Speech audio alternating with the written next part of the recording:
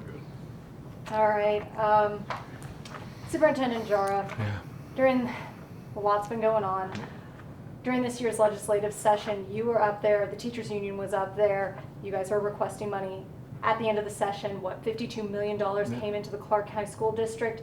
At what point did you think that was enough money to cover everything the union said that they wanted, or that you guys said that you could? Yeah, no, well, I'll tell you, at the end, the last 48 hours of session, when we're looking at, and actually it was 551 MBT modified business tax that it was in question, and really having conversations, and my team had conversations with leadership up there in Carson City. I was not there in the last 48 hours, and the conversation was really around, balancing the budget and what we need, and then we're working together with CCEA. That is true, that is a fact, and I really congratulate them and helping us to come up with that last number, and the extra $52 million that came in through that tax, I knew I had to make cuts, the $17 million to the $35 million, which is something that I committed to doing.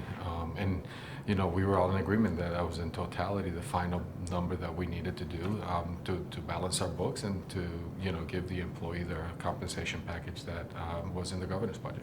So at what point, or would you say there was a budget error? I mean, the governor's office is saying you guys made a budget error. CCEA is saying you guys made a budget error, that you did not realize how much money was truly needed for not only the 3% salary increase, the 2% step increase, that 4% contributing 4% more to the medical plan, plus addressing the column movement. Well, everybody's taking the blame at, CCSD, which is obviously, something that has happened in the past. But I can tell you this, in my conversations with leadership, and I can tell you the numbers that we provided, and we provided the cost for the PGP. So, that's something that, I got to stay focused on the work that we need to do.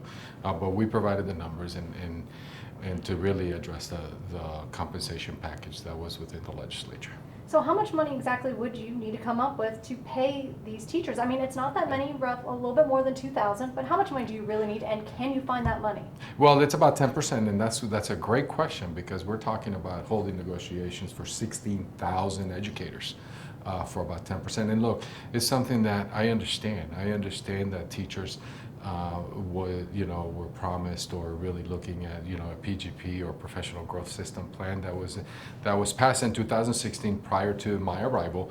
And when we really look at the agreement that this board and CCEA approved on in September, ratifying the contract, which had an opener to go back and address this issue, which is, I think, right now the bone of contention between the two of us, is really to address it. So it's around, when we're looking at, depending on the numbers, who puts numbers out there, which, I think one of the things that is a challenge for folks to understand is that, the exact numbers, depending on who qualifies and completes the entire plan, we're looking at between $11 and $15 million per year. And that's more that's needed. Every single year going forward. Well, and that's the piece, right? And I've said this all along, that that whole system, we need to get a close look at and really analyzing how teachers, and I'll just also, some of the things that are being said that I don't believe in the professional development. Look, our teachers, our educators is the number one impact on student achievement, and we need to invest, and that's the one thing that we are committed. But also looking at our contracts, looking at the language, and that's part of some of the challenges, is how do we address that legally through the process, instead of disrupting the entire community, making threats about different things. And this is where we're at the bargaining table. We're still, I believe we're bargaining tomorrow. It's a priority for me and for our board to really come to a resolution to then find a solution for our hardworking educators. You mentioned that agreement. That's kind of where that fine line is, where the CCEA said we signed it on good faith that you would honor that 2016 agreement.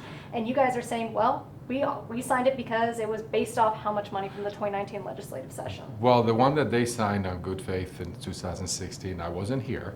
The one that we signed when I was here, which is what we had to identify a base minimum funding, which is the one that had the opener to go back and look at this, and that's the one that was ratified by the CCEA at about 91%, which was some that I quoted.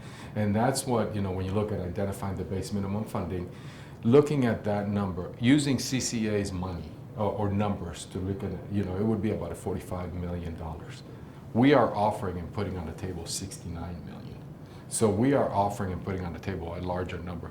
Look, and you know, these are some of the things that we need to find a resolution at the bargaining table, you know, and I think we will get there. I really do. A lot of One more minute. Okay, a lot of teachers are upset. They're saying you're rescinding on your promise to them. They're out in the streets. Well, it wasn't my promise. I wasn't here in 2016, but I can tell you my promise and the contract that we do have signed, we are committed to doing that. And look, they've spent a lot of money, and I get that. You know, one of the other things that we need to really have a conversation is spending the resources and time and effort and professional development. I want that.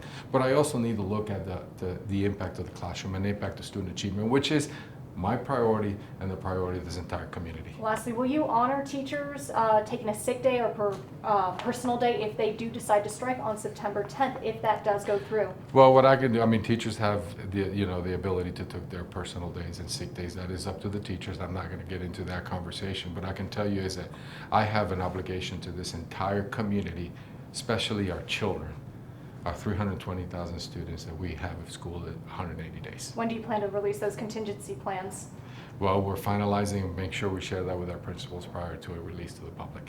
And will that be before or after you guys go to court on September 5th? That's when the hearing's scheduled. Well, hopefully we'll have a resolution before that. I'm hopeful that we continue at the bargaining table to address these issues. All